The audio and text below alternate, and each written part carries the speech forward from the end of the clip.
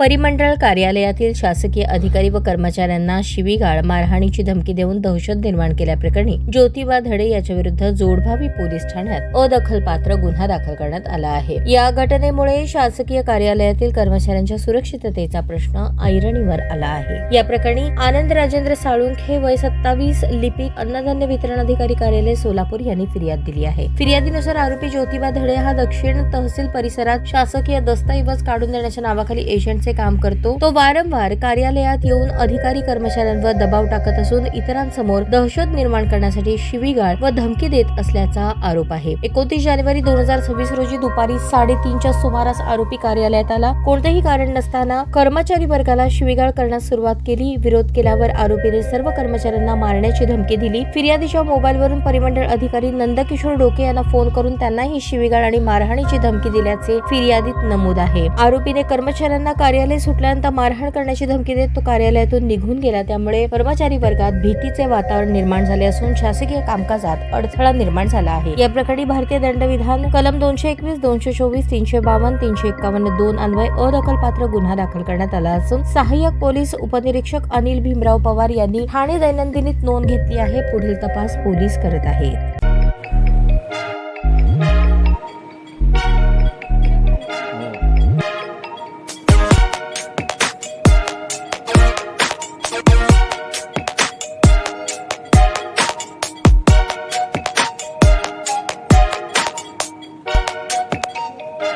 सोलापूर शहरातील सुप्रसिद्ध हॉस्पिटल म्हणजे सेंट्रल मल्टी स्पेशालिटी हॉस्पिटल मागील अनेक वर्षापासून सेवा बजावत आहे। 24 तास इमर्जन्सी सर्व्हिस, मॉडर्न टेक्नॉलॉजी, अनुभवी डॉक्टर्स तसेच अत्याधुनिक तंत्रज्ञान सुविधांनी सुसज्ज स्त्रीरोग प्रसूती विभाग, ऑर्थोपेडिक विभाग, मेडिकल विभाग आणि इतर एकमेव नाव म्हणजे सेंट्रल मल्टी स्पेशालिटी हॉस्पिटल। पत्ता गणेशपेठ शॉपिंग सेंटर, मंगळवार बाजार, सोलापूर। ताज्या बातम्या पाहण्यासाठी प्राईम महाराष्ट्र न्यूज चॅनलला सबस्क्राईब करा।